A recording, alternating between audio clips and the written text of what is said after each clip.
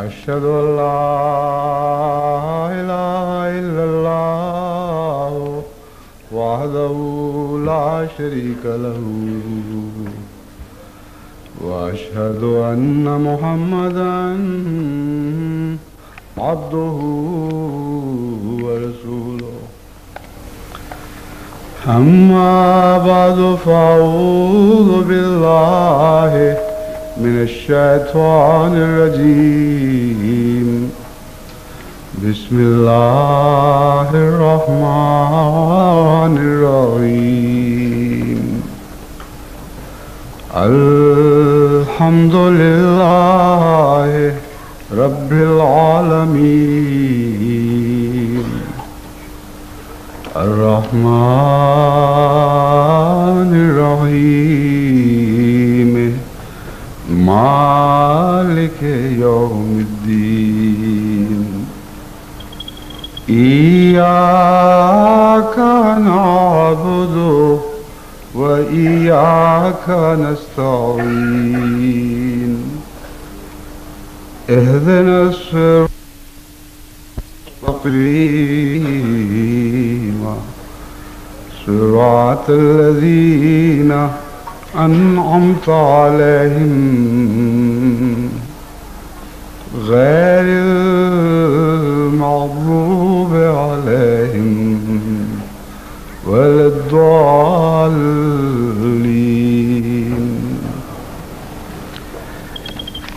جماعت احمدیہ جس دوسری صدی میں داخل ہوئی ہے، ابھی اس کا پہلا سال گزر رہا ہے اور جماعت احمدیہ کے لیے دوسری صدی کا ایک لمبا سفر سامنے کھلا پڑا ہے. چونکہ یہ جلسہ سالانہ جس میں آج ہم شریک ہو رہے ہیں ایک پہلو سے ایک خاص اہمیت رکھتا ہے، اس لیے میں نے اس صدی کے سب سے اہم جلسہ سالانہ کے خطبے کے موضوع کے طور پر تقویٰ کو چنا ہے. اگرچہ یہ کہنا ابھی شاید درست نہ ہو کہ یہ جلسہ اس صدی کا سب سے اہم جلسہ ہے، کیونکہ اگر ہمیں توفیق عطا ہوئی اور قادیان میں ہم اس سال جلسہ منا سکے جس کا بہت حد تک انحصار پاکستان کے حالات سدھرنے پر ہے، تو پھر یقیناً وہی وہ جلسہ ہوگا جو اس صدی کا یا اس صدی کے سر پر سب سے اہم جلسہ ہوگا. تاہم اس کے امکانات سر دست روشن نہیں، یعنی پاکستان میں حالات تبدیل ہوتے ہوئے بظاہر دکھائی نہیں دے رہے. اس لیے اگر قادیان میں ہمارا وہ جلسہ جس کی ہمیں تمنا ہے نہ ہو سکا تو یقیناً یہی جلسہ اس صدی کے سر پر سب سے اہم جلسہ شمار ہوگا. تقویٰ کا مضمون میں نے اس لیے چنا ہے کہ قرآن کریم فرماتا ہے کہ جب سفر پر چلو تو زاد راہ ساتھ لے کر چلا کرو. وخیر الزاد التقویٰ، اور تقویٰ بہترین زاد راہ ہے. بس چونکہ ہم نے اور ہماری آئندہ آنے والی نسلوں نے اس صدی میں جو ہمارے سامنے کھلے ہوئے راستے کی طرف پڑی ہے، بہت لمبے سفر کرنے ہیں، بہت سی مسافتیں طے کرنی ہیں، بہت سی منازل سر کرنی ہیں. اس لیے میں جماعت کو اس موقع پر خوب اچھی طرح یہ بات ذہن نشین کروا دینا چاہتا ہوں کہ تقویٰ کے زاد راہ کے سوا ہم ایک قدم بھی منزل کی طرف نہیں بڑھ سکتے. زاد راہ مختلف قسم کے ہوا کرتے ہیں. بعض کی ضرورت 24 گھنٹے میں 2 یا 3 دفعہ پیش آتی ہے، بعض کی ضرورت نسبتاً جلدی یعنی پانی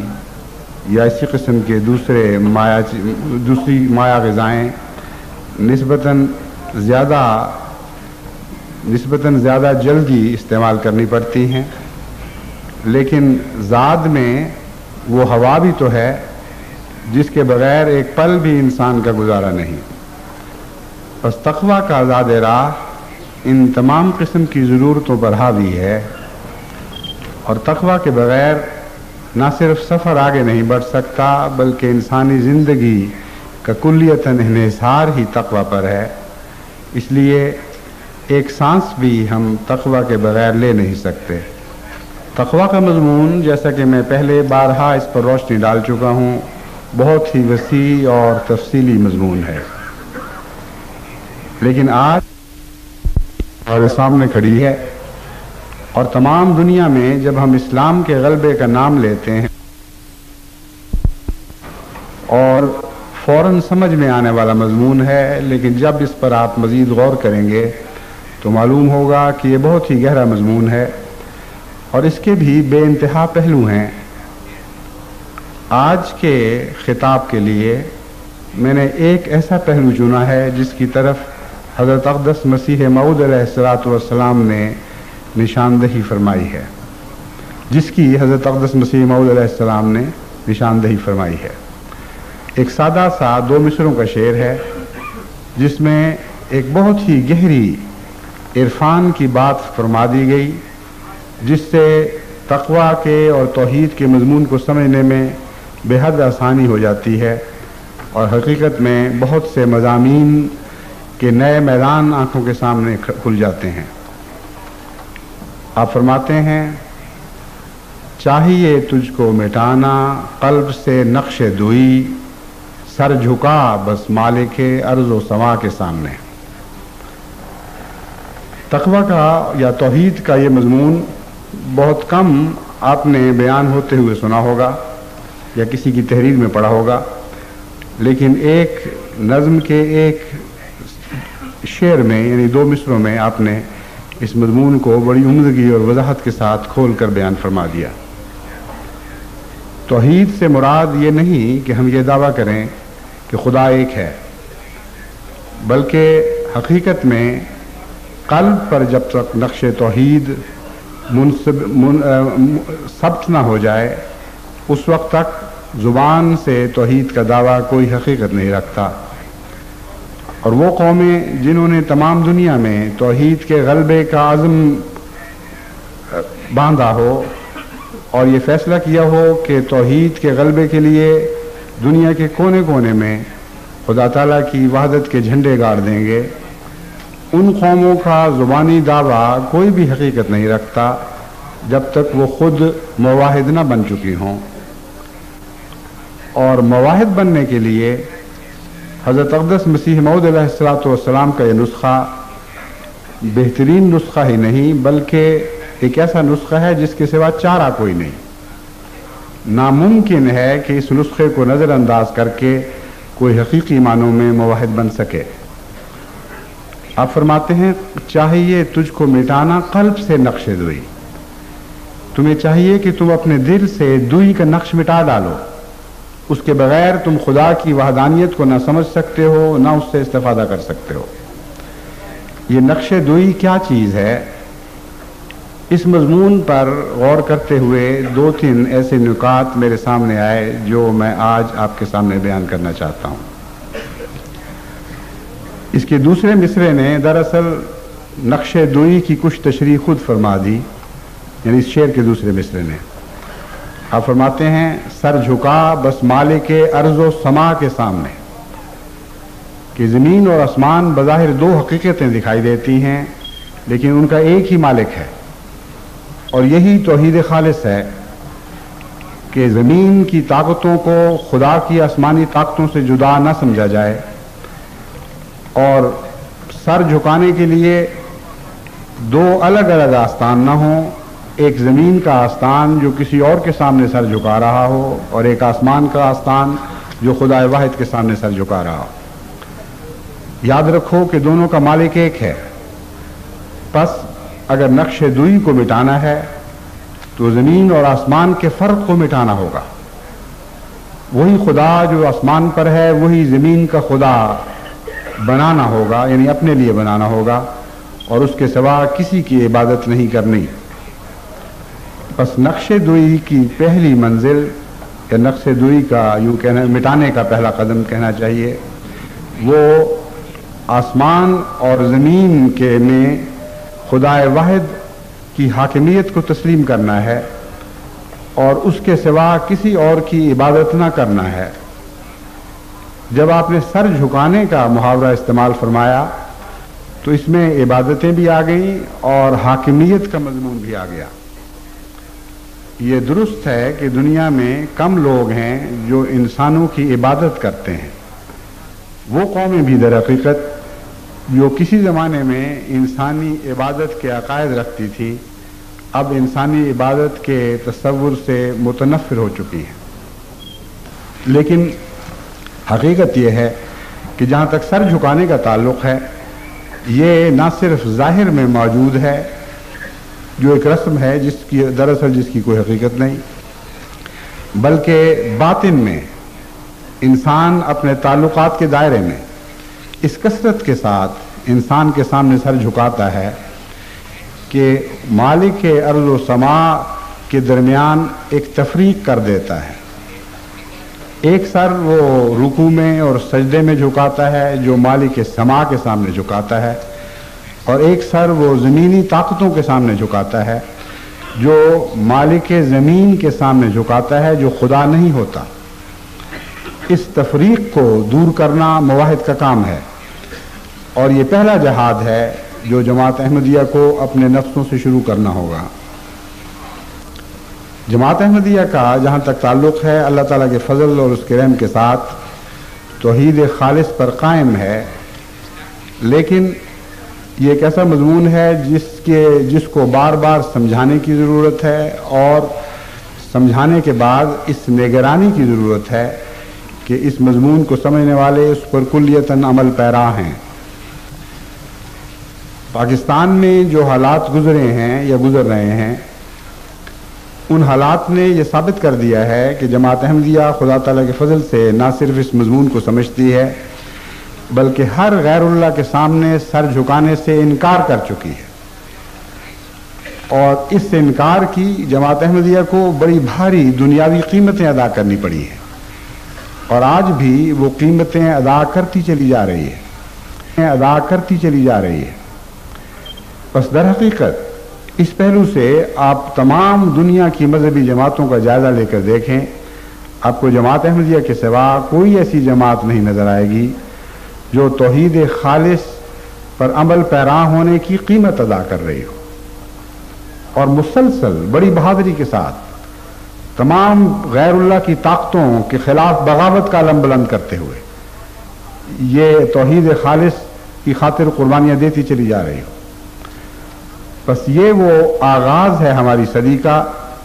میں یہ چاہتا ہوں، میری یہ تمنا ہے کہ یہی اس صدی کا انجام بھی ہو، اور مسلسل آغاز سے انجام تک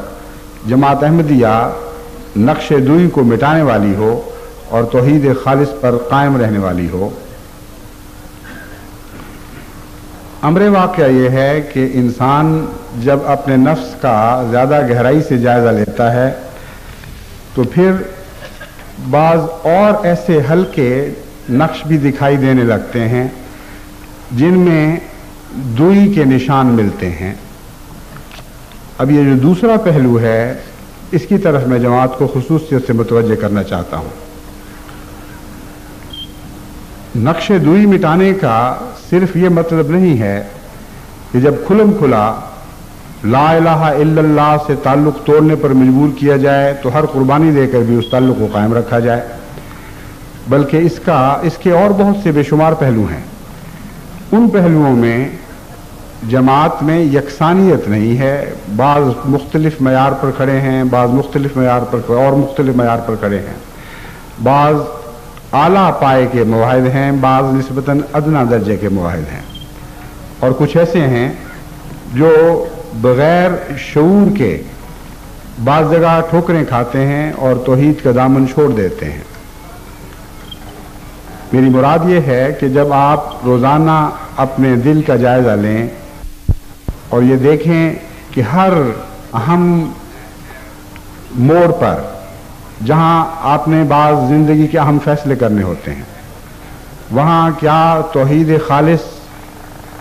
آپ کے فیصلے پر نگران اور حکمران ہوتی ہے، یا آپ کی دل کی ایسی تمنائیں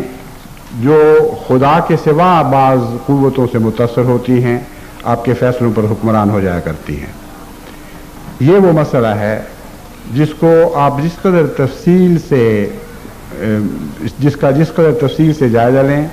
اسی قدر یہ مضمون آپ پر مزید کھلتا چلا جائے گا، اور بعض مقامات پر انسان یہ محسوس کرنے لگتا ہے کہ شاید کوئی بھی دنیا میں مواحد خالص نہیں ہے۔ چھوٹے چھوٹے بت ہر انسان کے سینوں میں بسے ہوئے ہیں، چھوٹے چھوٹے خوف غیر اللہ کے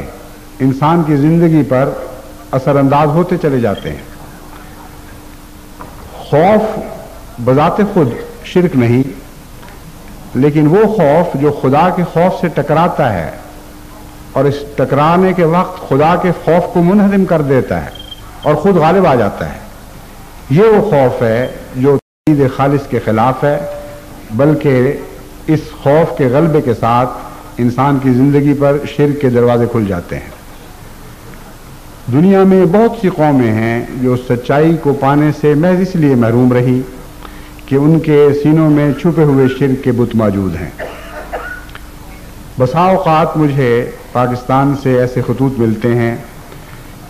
کہ لکھنے والا لکھتا ہے کہ میں غیر احمدی ہوں، میرے دل میں جماعت احمدیہ کی سچائی جاگزین ہو چکی ہے، لیکن میں ماحول سے ڈرتا ہوں اور مجھ میں یہ طاقت نہیں کہ میں کھل کر اپنے عقیدے کا اظہار کر سکوں۔ اور بعض مجھے یہ بھی لکھتے ہیں کہ کثرت کے ساتھ ایسے لوگ پاکستان میں ہر جگہ موجود ہیں جو موجودہ مشکلات کے باعث کھل کر جماعت احمدیہ کی حمایت نہیں کر سکتے، مگر ان کا دل جماعت کے ساتھ ہے اور جماعت کی سچائی پر مطمئن ہے۔ یہ سارے وہ لوگ ہیں جو اپنے ماحول میں سے نسبتاً زیادہ سچے ہیں، زیادہ صاحب بصیرت ہیں، کیونکہ انہوں نے جھوٹ کے غلبے اور جھوٹے پروپیگنڈے کے غلبے کے باوجود سچائی کو دیکھ لیا اور سچائی کی صداقت کا کم سے کم مخفی طور پر اظہار کرنے کی طاقت رکھتے ہیں، لیکن چونکہ نقش دوئی دل سے نہیں مٹ سکا اس لیے ہدایت سے محروم رہ گئے۔ امر واقعہ یہ ہے کہ نقش دوئی مٹائے بغیر کوئی ہدایت نصیب نہیں ہو سکتی، اسی لیے قرآن کریم نے آغاز ہی میں تقویٰ کی یہ تعریف فرما دی کہ تقویٰ کے بغیر قرآن کریم بھی کسی کے لیے کوئی ہدایت مہیا نہیں کر سکتا۔ ذالک الکتاب لا ریب فیہ ھدی للمتقین، کوئی شک نہیں ہے اس کتاب میں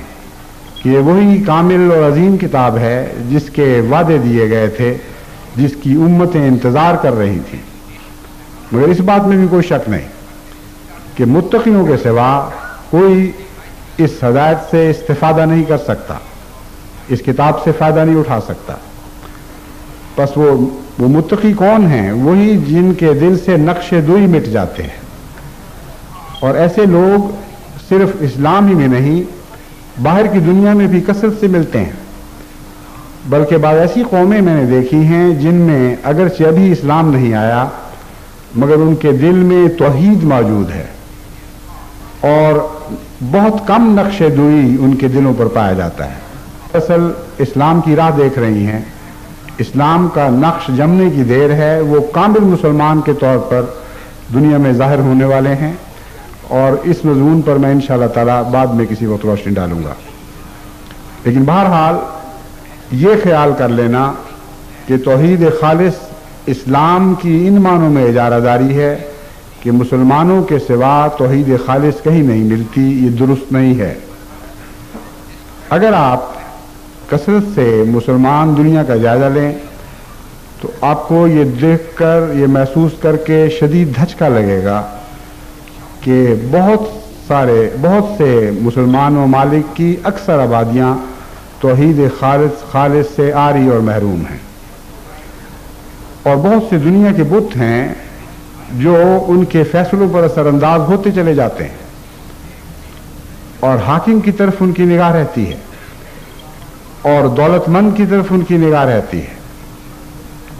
ان مفادات کی طرف نگاہ رہتی ہے جو سیاست سے وابستہ ہوتے ہیں، اور ان کی زندگی کے بھاری اکثریت کے فیصلے خدا کی خاطر نہیں بلکہ دنیا طلبی کی خاطر ہوتے ہیں۔ بس حضرت اقدس مسیح موعود علیہ الصلوۃ والسلام نے جب یہ فرمایا کہ چاہیے تجھ کو مٹانا قلب سے نقش دوئی، تو توحید خالص کے مضمون کو ہمارے سامنے کھول کر رکھ دیا اور یہ بتایا کہ یہ جنگ ایسی نہیں جو آسانی سے جیتی جا سکے، بلکہ مسلسل اپنے دل پر نظر رکھنے کی ضرورت ہے، اور یہ اس بات کی نگرانی کی ضرورت ہے کہ غیر اللہ کے نقش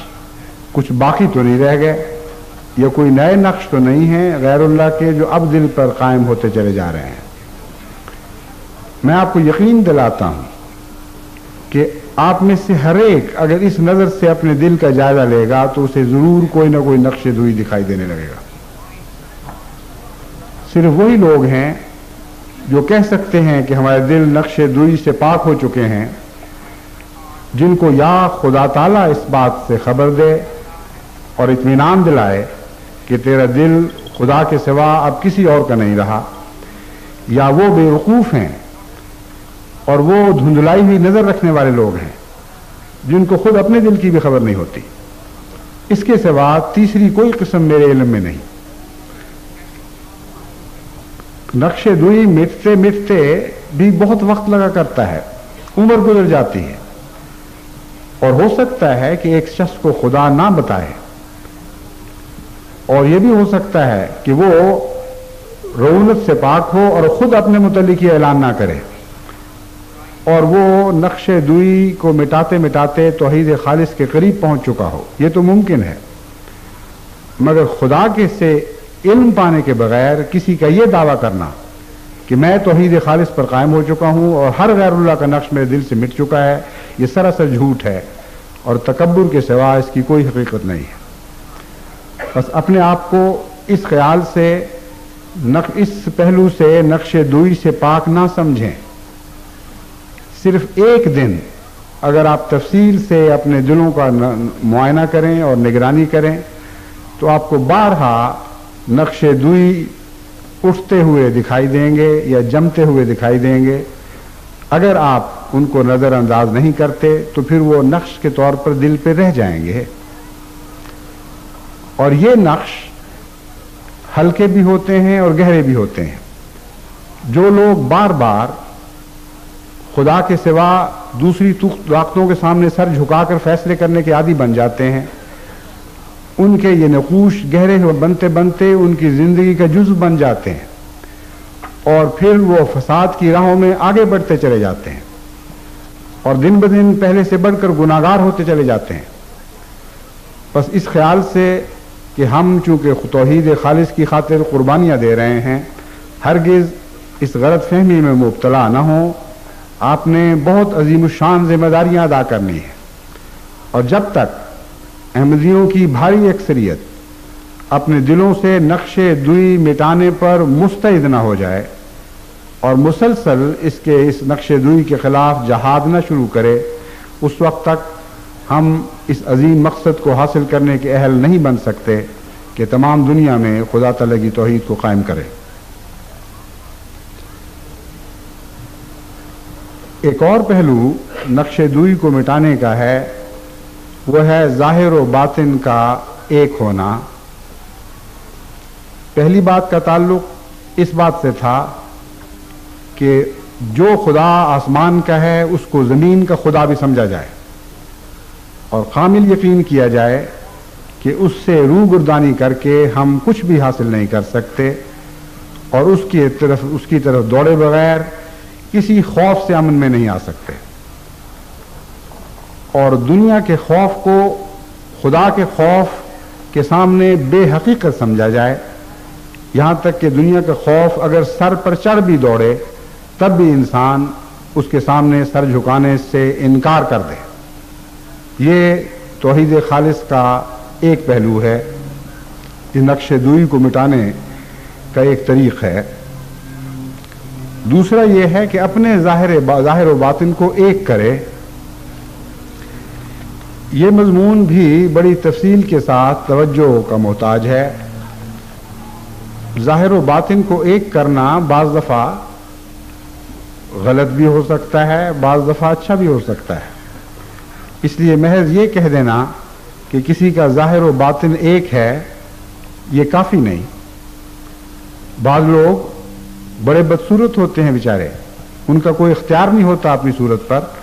لیکن اس کے باوجود اس سے انکار نہیں کہ بدصورت ہوتے ہیں. ان کو اگر کہا جائے کہ تمہارا ظاہر و باطن ایک ہے تو یہ تو کوئی تعریف نہیں ہوگی. ہاں، اگر کسی حسین شخص کو جس کا ظاہری حسن اگر کامل نہیں تو درجہ کمال کے قریب تر پہنچا ہو، اس کو اگر یہ کہا جائے کہ تمہارا ظاہر و باطن ایک ہے تو یقیناً ایک بہت بڑی تعریف ہے. بس نقش دوئی مٹانا صرف یہ معنی نہیں رکھتا کہ ظاہر و باطن ایک ہو جائے، بلکہ ظاہر و باطن کے حسن کے ساتھ بھی اس کا تعلق ہے. امر واقعہ یہ ہے کہ اس مضمون کو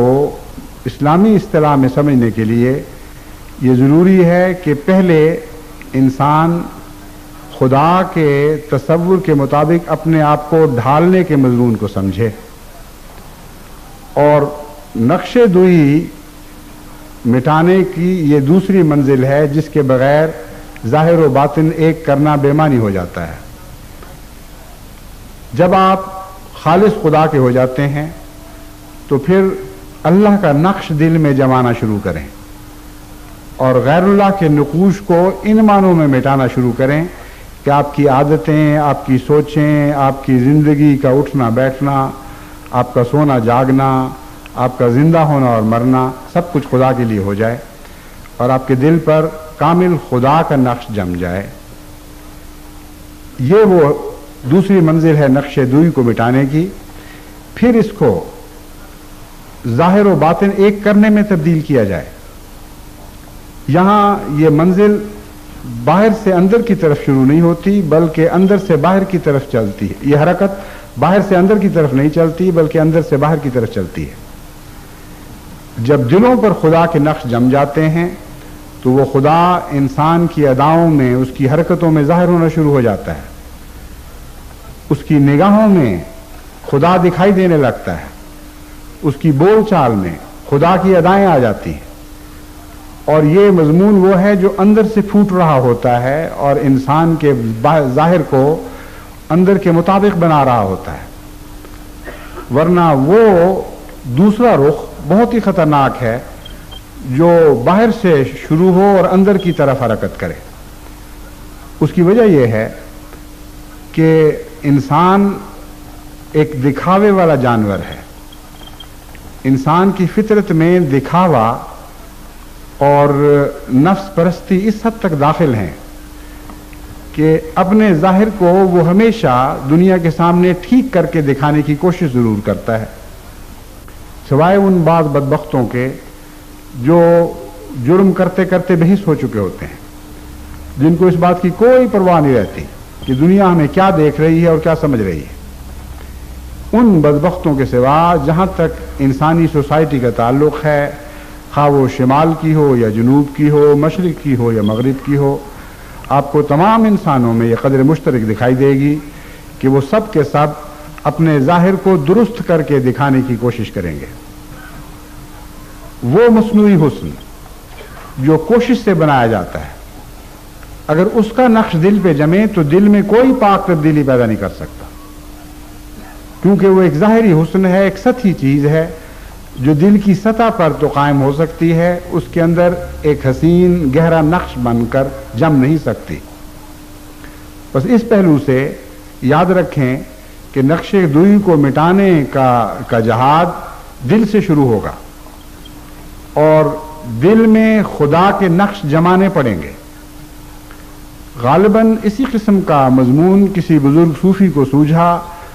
اور اس کے نتیجے میں نقش بندی فرقہ پیدا ہوا جو صوفیاء کا ایک فرقہ ہے، لیکن انہوں نے ایک ٹھوکر کھائی. انہوں نے یہ خیال کیا کہ خدا کا تصور تو پوری طرح دل میں جم نہیں سکتا، ہاں شیخ کا تصور دل میں جم سکتا ہے، اور وہ شیخ جو خدا کا مظہر ہو، اگر اس کا تصور دل پہ جمایا جائے تو گویا یہ خدا کا تصور جمانے والی بات ہوگی۔ اس بظاہر نیک خیال سے ایک فرقے کا آغاز ہوا جو دراصل حقیقت سے بہت دور جا پڑا ہے۔ امر واقعہ یہ ہے کہ کسی شخص کے ظاہر کو خدا کا ظاہر قرار دینا اس نیک نیتی کی بنا پر یا اس حسن ظنی کی بنا پر کہ وہ شخص خدا والا ہے، یہ درست نہیں ہے۔ حقیقت میں حضرت اقدس محمد مصطفیٰ صلی اللہ علیہ وآلہ وسلم کے سوا کسی شخص کے متعلق کامل یقین کے ساتھ یہ نہیں کہا جا سکتا کہ اس کا ظاہر خدا کا مظہر بن چکا ہے۔ اس لیے آن حضرت صلی اللہ علیہ وآلہ وسلم کی پیروی کا مضمون تو سمجھ آ جاتا ہے، لیکن شیخ کا نقش دل میں جمانے کا مضمون انسان کو سمجھ نہیں آ سکتا، اور یہ بے حقیقت بات ہے۔ قرآن کریم نے کسی شیخ کے تصور کو دل میں جمانے کا کوئی مضمون نہیں باندھا۔ آن حضرت صلی اللہ علیہ وآلہ وسلم کو کامل طور پر مظہر خدا بتلاتے ہوئے بھی آپ کی پیروی کی تلقین تو فرمائی، لیکن آپ کا نقش دل میں جمانے کا کوئی مضمون قرآن کریم میں بیان نہیں ہوا۔ ہاں، ذکر اللہ کا مضمون بیان ہوا اور کثرت کے ساتھ بیان ہوا۔ یہ فرمایا گیا کہ کچھ ایسے بھی لوگ ہیں جو دن رات سوتے جاگتے اٹھتے بیٹھتے صبح اور شام خدا کو یاد کرتے ہیں اور خدا کے ذکر اپنے دلوں پہ جماتے ہیں، مگر کسی انسان کے ذکر کو دل پر جمانے کا کوئی مضمون آپ کو قرآن کریم میں نہیں ملے گا۔ بس اس پہلو سے نقش دوئی مٹانے کا مضمون جیسا کہ میں نے بیان کیا ہے دل سے شروع ہوگا اور خدا کا نقش دل پہ جمانا ہوگا۔ کسی استاد کا نقش دل میں جمانے کی نہ ضرورت ہے، نہ یہ نقش جمانا آپ کو فائدہ دے سکتا ہے۔ سچی پیروی اور بات ہے، اس کا دل کے پہ نقش جمانے سے تعلق نہیں ہے، بلکہ سچی پیروی کا مضمون بتا رہا ہے کہ خدا کے سوا کسی کا نقش دل پہ نہیں جمانا۔ جب قرآن کریم فرماتا ہے ان کنتم تحبون اللہ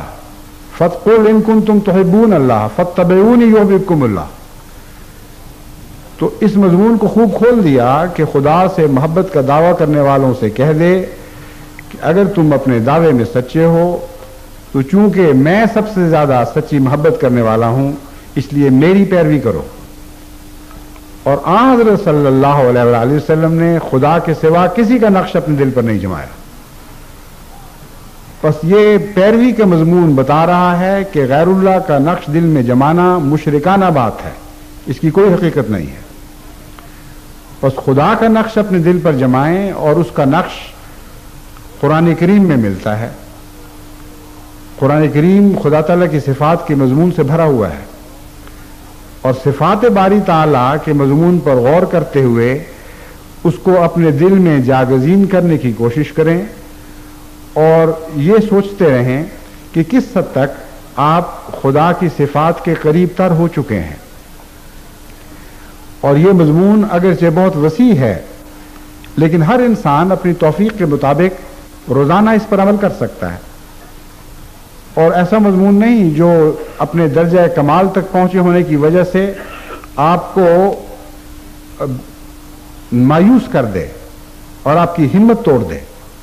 کہ یہ کیسے ممکن ہے کہ میں خدا کی طرف سفر کر سکوں۔ خدا تعالیٰ کی طرف سفر روز ہوتا ہے اور قدم قدم ہوتا ہے، اور ہر قدم کے نتیجے اٹھانے کے نتیجے میں خدا تعالیٰ آپ سے اتنا زیادہ قریب آتا چلا جاتا ہے کہ آپ کی منزلیں چھوٹی ہوتی جاتی ہیں۔ میں نے پہلے بھی یہ مضمون ایک دفعہ نہیں کئی دفعہ کھول کر بیان کیا ہے، مگر یہ ایسا مضمون ہے جسے بار بار جماعت کے سامنے زندہ رکھنے کی ضرورت ہے۔ آپ خدا کی طرف جو حرکت کرتے ہیں، تو جب تک خدا آپ کی طرف حرکت نہ کرے آپ کچھ بھی پا نہیں سکتے، کیونکہ محدود کی حرکت لامحدود کی طرف کوئی حقیقت نہیں رکھتی جب تک لامحدود محدود کی طرف حرکت نہ کرے۔ بس چاہے خدا تعالیٰ کے عرفان کا مضمون ہو یا اس کی صفات کو اپنانے کا مضمون ہو، جب آپ یہ کوشش کریں گے کہ خدا کی طرف کوئی قدم اٹھائیں تو اللہ تعالیٰ خود آپ کی کوششوں کو آسان فرما دے گا، خود آپ کی طرف جھک جائے گا اور خدا کے نقش بڑی تیزی کے ساتھ آپ کے دل پر جمنے شروع ہو جائیں گے۔ اب خدا کا نقش جمانے کا مضمون آسان بہت ہے لیکن مشکل بھی بہت ہے۔ قدم قدم پر آپ کے سامنے غیر اللہ کے بت کھڑے ہو جائیں گے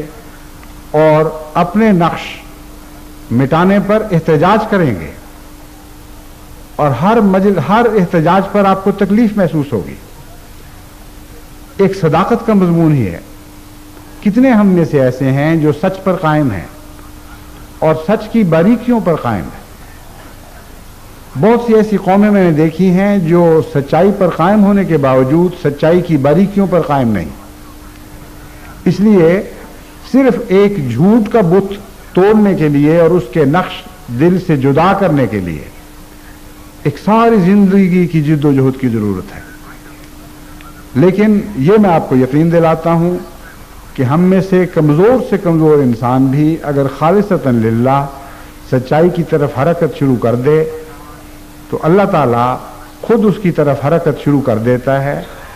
اور اس کی ہر آنے والی زندگی کا لمحہ اس کے زندگی کے ہر گزرے ہوئے لمحے سے بہتر ہونا شروع ہو جاتا ہے۔ پس توحید خالص کا قیام صرف زبان سے نہیں ہوگا، توحید خالص کے مضمون کو باریکی سے سمجھنے کے بعد اسے روزانہ اپنے دل پر جاری کرنے سے ہوگا۔ پس خدا رحمان ہے، خدا رحیم ہے، وہ مغفرت کرنے والا ہے، وہ درگزر کرنے والا ہے، اور وہ پکڑ کرنے والا بھی ہے۔ بعض موقعوں پر وہ بخشش سے کام نہیں لیتا۔ وہ کون سے موقع ہیں جہاں بخشش سے کام لینا خدا کی صفات کے خلاف ہے؟ وہ کون سے مواقع ہیں جہاں درگزر کرنا خدائی صفات کے مطابق ہے؟ اس مضمون کو سمجھنے کے لیے آپ کو لازماً سیرت کے مضمون کو پڑھنا ہوگا۔ حضرت صلی اللہ علیہ وآلہ وسلم نے کن مواقع پر دینی غیرت کے نتیجے میں بخشش سے کام نہیں لیا؟ کن مواقع پر آپ نے بظاہر سنگین ترین حالات ہونے کے باوجود بخشش سے کام لیا؟ ان دو مواقع کی تفریق کیا ہے؟ وہ کون سی باریک راہیں ہیں جو ایک کو دوسرے سے جدا کرتی ہیں؟ اس مضمون کو سمجھنا ہر انسان کے بس کی بات نہیں ہے، سوائے اس کے کہ وہ حضرت اقدس محمد مصطفیٰ صلی اللہ علیہ وآلہ وسلم کی زندگی کے آئینے میں اس مضمون کو دیکھے اور سمجھنے کی کوشش کرے۔ حضرت صلی اللہ علیہ وآلہ وسلم کی بخشش کا جب ہم مضمون بیان کرتے ہیں تو دل ورتا حیرت میں مبتلا ہوتا ہے، حیرت میں کے سمندر میں ڈوب جاتا ہے۔ ایک ہی موقع جو بار بار پیش کیا جاتا ہے وہ فتح مکہ کا موقع ہے، مگر یہ ایک ہی موقع نہیں، لا تثریبہ علیکم تک بہت سے مقررین کی نظر پہنچتی ہے اور پھر وہاں ٹھہر جاتی ہے۔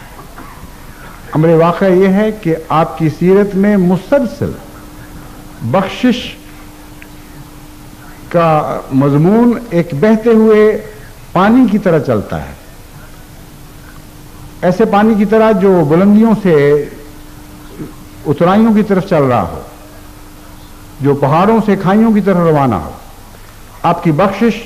آپ کے بلند مقام سے کم تر لوگوں کی طرف مسلسل جاری رہی ہے، لیکن بہت سے ایسے مواقع ہیں جہاں اچانک ہمیں حضرت اقدس محمد مصطفیٰ صلی اللہ علیہ وآلہ وسلم کی ایک اور شخصیت ابھرتی ہوئی دکھائی دیتی ہے۔ آپ فرماتے ہیں کہ میری بیٹی فاطمہ بھی اگر چوری کرتی تو میں اسی طرح اس کے ہاتھ کاٹنے کا فیصلہ کرتا جس طرح اس فاطمہ کے ہاتھ کاٹنے کا فیصلہ کر رہا ہوں جس نے چوری کی ہے۔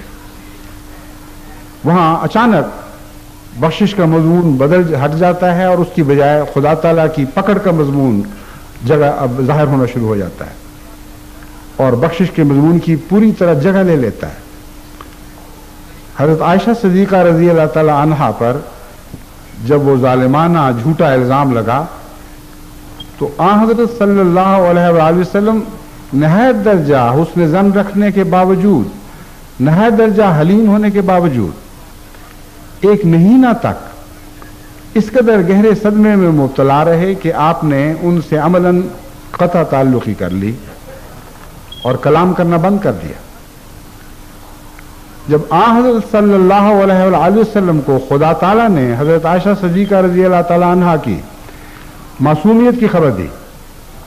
تو اس وقت آپ مسکراتے ہوئے حضرت عائشہ صدیقہ رضی اللہ تعالیٰ عنہ کے گھر میں داخل ہوئے اور فرمایا کہ عائشہ تم معصوم ہو، مجھے خدا نے خبر دی ہے، اس لیے آج میں تمہارے گھر دوبارہ داخل ہو رہا ہوں اور یہ قطع تعلقی آج سے ختم ہوئی۔ حضرت عائشہ بھی آپ ہی کی پروردہ تھی، آپ ہی کی تربیت یافتہ تھی۔ آپ نے کہا کہ یا رسول اللہ آپ کا اس میں مجھ پر کیا احسان ہے؟ جہاں تک انسانی جذبے کا تعلق ہے آپ نے مجھے معاف نہیں کیا تھا،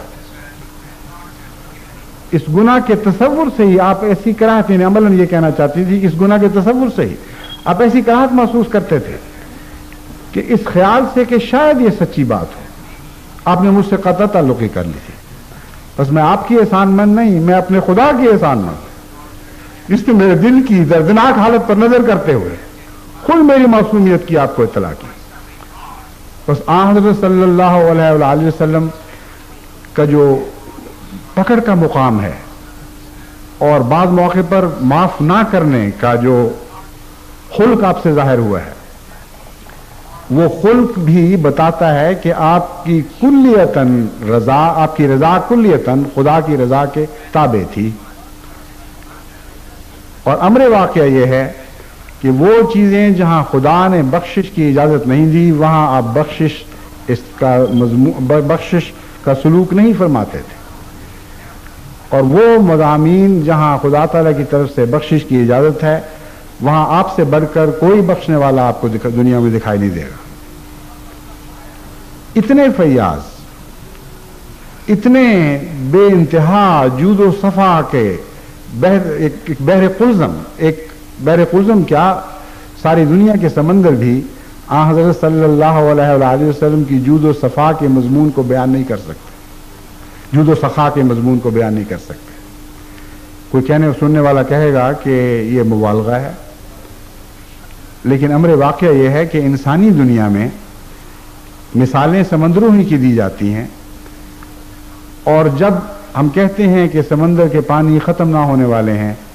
تو انسانی خلق پر جب اس مضمون کو بیان کیا جاتا ہے، اطلاق کیا جاتا ہے، تو واقعتاً بعض انسانوں کے خلق کا مضمون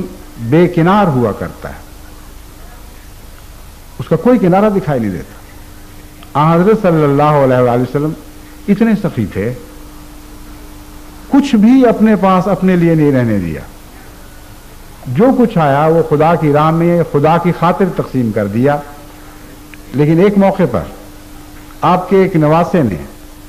زکوٰۃ کی کھجور میں سے ایک کھجور اٹھا کر اپنے منہ میں ڈالی، حضرت صلی اللہ علیہ وسلم جھپٹے اس کی طرف اور انگلی ڈال کے اس کے منہ سے وہ کھجور نکال لی۔ وہاں آپ کی سخاوت نے وہ رنگ نہیں دکھایا جو تمام دنیا کی دولتیں تمام دنیا پر نچھاور کر سکتا تھا، اس نے اپنے ایک معصوم بچے کے منہ سے وہ کھجور نکال لی، کیونکہ وہ آپ جانتے تھے کہ زکوٰۃ خدا تعالیٰ کی ایک ایسی امانت ہے جو آپ کی اپنی اولاد پر خرچ نہیں ہونی چاہیے۔ پس نقش دوئی مٹانے کے لیے آپ کو خدا کا نقش دل پر جمانا ہوگا، اور خدا کا نقش دل پر جمانے کے لیے حضرت صلی اللہ علیہ وآلہ وسلم کے اسوہ حسنہ کو سمجھ کر اس کی پیروی کرنی ہوگی۔ صرف اسوہ حسنہ کی پیروی کی طرف میں آپ کو نہیں بلا رہا، میں یہ کہتا ہوں کہ اسوہ حسنہ کو سمجھ کر اس کی پیروی کرنی ہوگی، اور یہ مضمون بڑا گہرا ہے اور بڑے تفصیلی مطالعہ کو چاہتا ہے، باریک فرق کرنے پڑتے ہیں، کہیں آپ کو بخشش کی اجازت ہوگی، کہیں آپ کو کہیں بخشش کرنا خلق محمد مصطفیٰ صلی اللہ علیہ وآلہ وسلم کے خلاف ہوگا، یعنی دوسرے لفظوں میں منشاء الہی کے خلاف ہوگا۔ بس یہ ایک ہی صرف بخشش کا سوال نہیں، اس قسم کے بے شمار انسانی خلق ہیں جن میں حضرت اقدس محمد مصطفیٰ صلی اللہ علیہ وآلہ وسلم کو ہمیشہ کے لیے ہمارے لیے نمونہ بنا دیا گیا۔ پس نقش تو خدا کا دل پہ ثبت کرنا ہے، لیکن اس مضمون کو حضرت صلی اللہ علیہ وآلہ وسلم سے سیکھنا ہے۔ جب یہ نقش آپ کے دل پر جمے گا تو یہ نقش خود بخود آپ کے کردار میں ظاہر ہونا شروع ہوگا، اور یہ حرکت اندر سے باہر کی طرف ہوگی، اس میں کوئی تصنع نہیں ہوگا. اور پھر جو حسن آپ کے چہرے پر، آپ کے کردار میں، آپ کے مسکرانے میں، آپ کی خاموشی میں، آپ کی گفتار میں، آپ کے رونے میں، آپ کے ہنسنے میں ظاہر ہوگا، وہ دراصل خدا کا خلق ہے. یہ وہ خلق ہے جو حضرت اقدس محمد مصطفیٰ صلی اللہ علیہ وآلہ وسلم کے ظاہر و باطن کو ایک حسن کا سمندر بنا گیا تھا. اور اس پہلو سے آپ کے ظاہر و باطن میں کوئی فرق نہیں تھا. ورنہ ظاہر و باطن کا ایک ہونا ہمیں آج کل کی ایسی قوموں میں بھی تو ملتا ہے جو بدیوں کا شکار ہو چکی ہیں. وہ اپنی بدیاں چھپاتی نہیں ہیں، وہ کھل کر اپنی بدیوں کو ظاہر کرتی ہیں.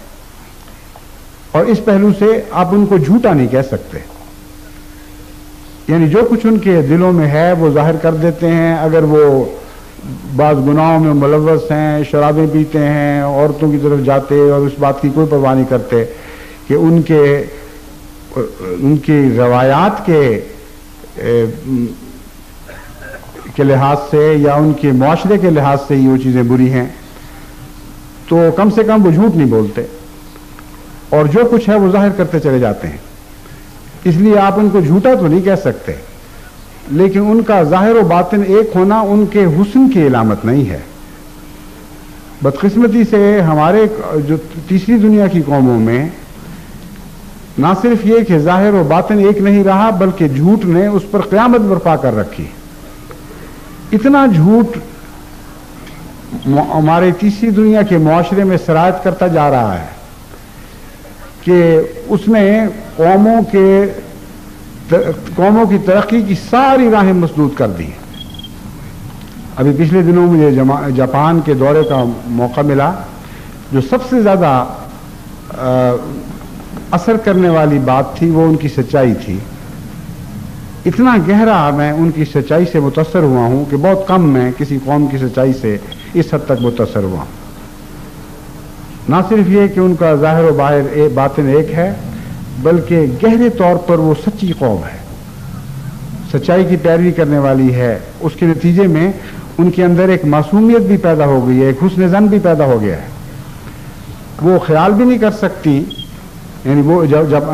جاپانی قوم یہ خیال بھی نہیں کر سکتی کہ دوسرے لوگ باہر سے آتے ہیں اور ان سے جھوٹی باتیں کرتے ہیں. اسی وجہ سے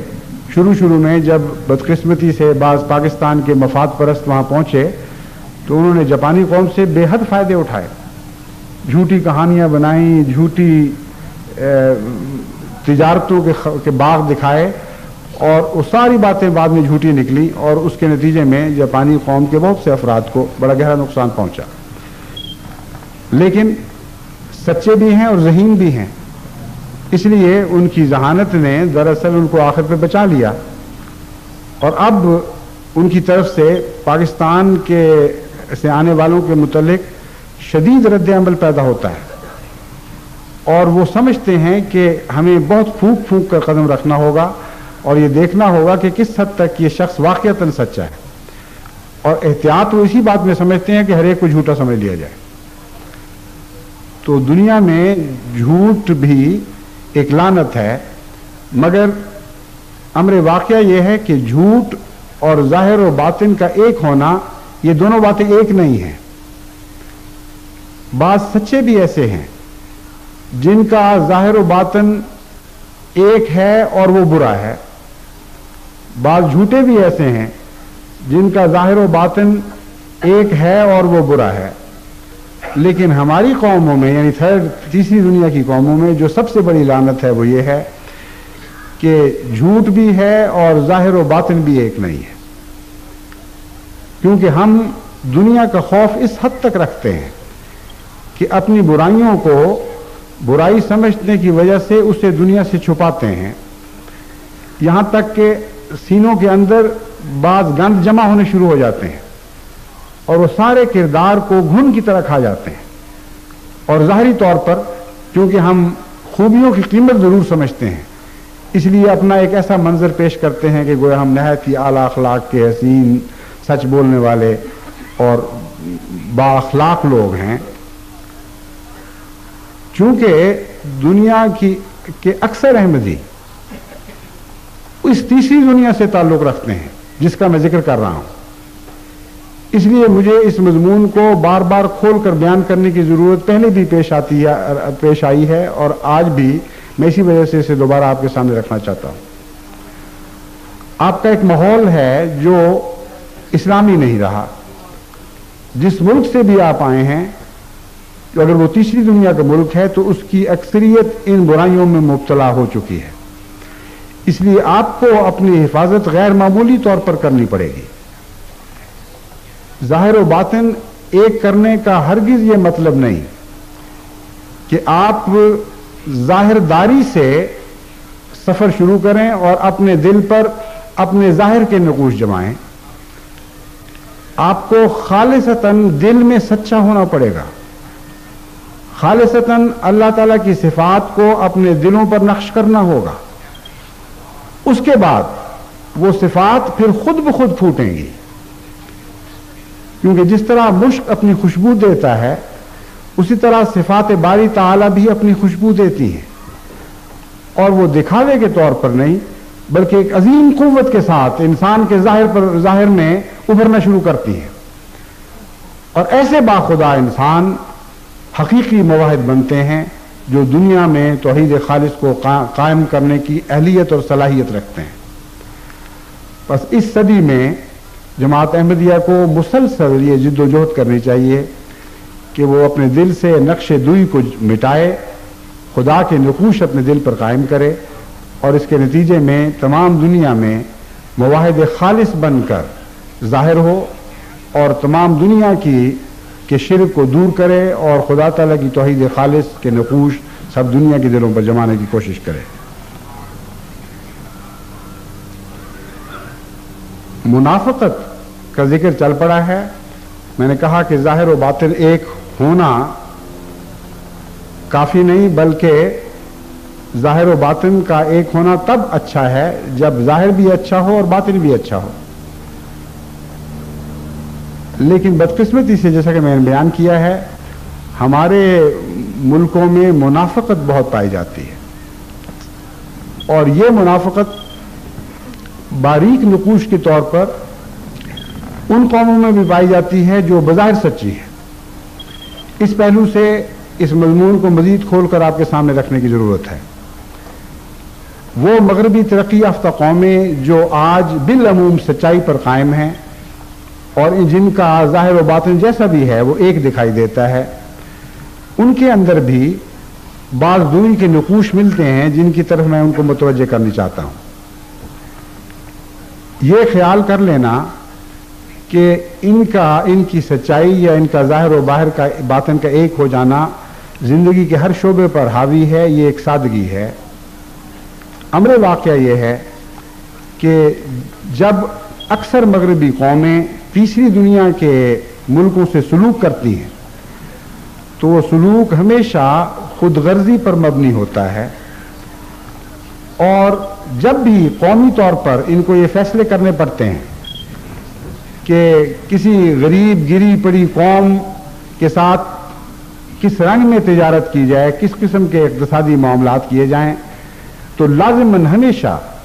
ان معاملات کا فائدہ خود ان کو پہنچتا ہے، اور اس کے بغیر یہ کسی قسم کے معاملات رکھنے کے روادار نہیں ہوتے۔ یہ بات اپنی ذات میں کوئی ایسی بری دکھائی نہیں دیتی، ہر انسان سمجھتا ہے کہ اپنے فائدے کا سودا کرے گا، ہر تاجر کا حق ہے کہ وہ اپنے فائدے کا سودا کرے، مگر جب یہ مضمون آگے بڑھتا ہے تو بعض دفعہ ظلم کی حد تک پہنچ جاتا ہے۔ چنانچہ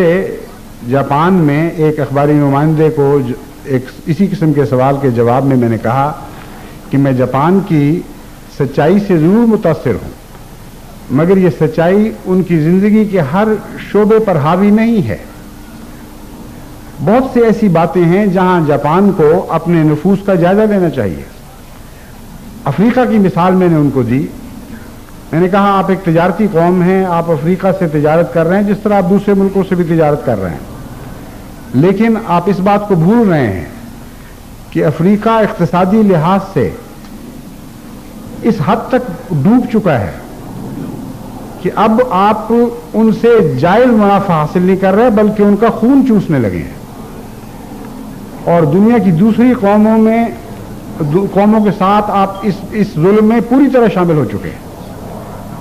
اور اس بات کو بھلا رہے ہیں کہ ان کے خون کے قطرے چوستے چوستے آخر یہ قومیں مر جائیں گی، ان میں کچھ بھی طاقت نہیں رہے گی آپ سے کچھ خریدنے کی۔ اس لیے کم سے کم عقل سے کام لیں، اگر انسانیت سے کام نہیں لیتے۔ ان کو زندہ رکھنے کے لیے کچھ تو ان کی مدد کریں، کچھ تو ان کے ہاں انڈسٹری قائم کریں، کچھ اور ان کو سہولتیں ایسی دیں کہ یہ زندگی کی سانس لیتی، یہ قومیں زندگی کی سانس لیتی رہیں اور اپنی معصومیت میں اپنا سب کچھ آپ کے ہاتھوں لوٹا نہ بیٹھے۔ جو اخباری نمائندہ تھا وہ اس علاقے کا سب سے بڑا معزز اخبار تھا، اس نے مجھ سے وعدہ کیا کہ اس مضمون کو وہ قوم کے سامنے ضرور پیش کرے گا، اور پھر دوسری بات مجالس میں بھی میں نے اس مضمون کو ان کے سامنے رکھا۔ بس میں آپ کے سامنے یہ حقیقت کھولنا چاہتا ہوں کہ جہاں تک نقشے دوئی کا تعلق ہے وہ دنیا میں ہر جگہ کسی نہ کسی رنگ میں ملتا ہے۔ بعض ترقی یافتہ قوموں کی سیاستیں خود غرض ہیں اور وہ بعض باتوں میں بے انتہا حساس ہونے کا مظاہرہ کرتے ہیں، اور اسی قسم کے بعض باتوں میں ان کی حص یوں لگتا ہے جیسے ہمیشہ کے لیے مر چکی ہے۔ انسانی قدروں کا جہاں تک تعلق ہے بعض جگہ آپ کو بہت نمایاں دکھائی دیں گی، بعض ویسے ہی حالات میں وہ انسانی قدریں بالکل غائب دکھائی دیتی۔ اگر پولینڈ میں، اگر رشیا میں، اگر چائنا میں کچھ مظالم ہو جائیں تو آپ دیکھیں ان قوموں کا رد عمل کتنا زبردست ہوتا ہے، انسانیت کے نام پر یہ ساری دنیا میں شور مچا دیتی۔ لیکن فلسطین میں اگر اسرائیل بے انتہا مظالم کرے تو اس وقت یہ خاموشی سے چند سطحی باتیں کر کے اس بات کو بھلا دیتے ہیں۔ پاکستان میں احمدیوں پر کتنے بڑے مظالم ہوں ان کو کوئی پرواہ نہیں رہتی۔ یہاں تک ظلم کی حد ہے کہ چک سکندر میں 100 سے زائد مکان جلائے گئے اور بے انتہا مظالم کیے گئے، اور پولیس نے اپنی موجودگی میں یہ سب کچھ کروایا، اور ایک بھی اخباری نمائندہ جو مغرب سے تعلق رکھتا تھا موقع پر پہنچا بھی نہیں۔ یہاں تک ان کی منتیں کی گئیں کہ یہ واقعہ سچا ہے، ہم آپ کو ایئر کنڈیشن کاریں مہیا کرتے ہیں، آپ کو ہر قسم کی سہولتیں دیں گے۔ آپ تو وہ لوگ ہیں جو اپنی جان کو خطرے میں ڈال کر روس پہنچ جاتے ہیں، چین پہنچ جاتے ہیں کہ وہاں کا کوئی ہنگامہ آپ دیکھ سکیں اور اپنے ملکوں کو آگاہ کر سکیں۔ یہاں ایک اتنی بڑی قیامت ٹوٹ پڑی ہے اور ہم آپ کو ہر قسم کی سہولت مہیا کرتے ہیں، آپ چل کے دیکھیں تو صحیح۔ ہر ایک نے انکار کر دیا، ایک مغربی نمائندہ بھی چک سکندر نہیں گیا، کسی نے ظاہری تکلیف کا بہانہ بنایا، کسی نے کوئی اور بہانہ بنا دیا۔ بس نقش دوئی یہاں بھی ملتا ہے۔ اس لیے وہ احمدی جو مغرب سے تعلق رکھتے ہیں یا ترقی یافتہ قوموں سے تعلق رکھتے ہیں ان کو بھی میں نصیحت کرتا ہوں کہ نقش دوئی کو مٹانے کے مضمون سے غافل نہ ہوں۔ سچی توحید انسان کو ایک ہی رنگ بخشتی ہے اور نسلوں کے اور رنگوں کے امتیاز مٹا دینے والی ہے۔ یہی سچی توحید ہے جو تمام عالم کو ایک ہاتھ پر اکٹھا کرنے کے موجب بنے گی۔ اس سچی توحید کے مضمون کو سمجھے بغیر اور اس کے نقش کو اپنے دل پر جمائے بغیر اور ہر قسم کے نقش دوئی کو دل سے مٹائے بغیر آپ نہ دنیا میں توحید کو قائم کر سکتے ہیں، نہ انسان کو امت واحدہ بنا سکتے ہیں۔ اس مضمون پر آپ غور کریں گے تو آپ حیران ہو جائیں گے کہ جوں اس مضمون کو سمجھ کر آپ اپنے وجود میں سرایت کرتے ہیں اسی حد تک آپ کی تفریقیں مٹنی شروع ہو جاتی ہیں۔ ایک خدا کے رنگ میں رنگین ہو کر نہ آپ کو کالے اور گورے کی تمیز باقی رہتی ہے، نہ زرد اور سرخ کی تمیز باقی رہتی ہے، نہ شمال نہ جنوب کی، نہ مشرق نہ مغرب کی۔ آپ ایک وجود، ایک انسان کے طور پر ابھرتے ہیں۔ بس اے جماعت احمدیہ، اس اگلی صدی پر یہ سب سے اہم پیغام ہے جو میں تمہیں دینا چاہتا ہوں۔ تمام دنیا کو امت واحدہ بنانا ہے تو اپنے دل سے نقش دوئی کو مٹانا ہوگا، خواہ آپ مشرق کے باشندے ہوں یا مغرب کے ہوں، خواہ آپ کالے ہوں یا گورے ہوں۔ جب تک ایک خدا کے رنگ میں رنگین نہ ہو جائیں جس کا نور نہ شرقی ہے نہ غربی ہے، اس وقت تک آپ نہ دنیا کو توحید کا سبق سکھا سکتے ہیں، نہ دنیا کو امت واحدہ میں تبدیل کر سکتے ہیں۔ بس اللہ تعالیٰ ہمیں اس مضمون کو سمجھ کر اپنے نفوس اور اپنے اعمال اور اپنے کردار میں جاگزین کرنے کی توفیق عطا فرمائے، تاکہ ہم اس صدی کی آخر تک تمام دنیا کو امت واحدہ اور خدا واحد کے پرستار بنانے میں کامیاب ہو سکیں۔ اللہ ہمیں اس کی توفیق عطا فرمائے۔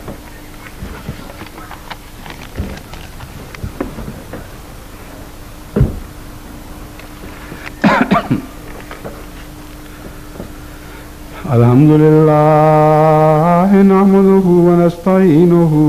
ونستغفره ونؤمن به ونتوكل عليه ونعوذ بالله من شرور أنفسنا ومن سيئات أعمالنا من يهده الله فلا مضل له ومن يضلله فلا هادي له ونشهد أن لا إله إلا الله وحده لا شريك له ونشهد أن محمدا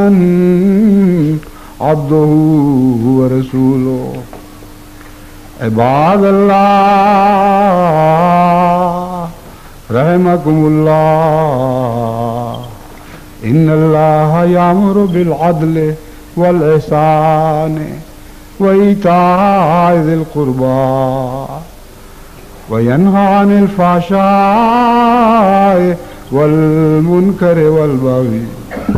يعظكم لعلكم تذكرون اذكروا الله يذكركم وادعوه يستجب لكم ولذكر الله أكبر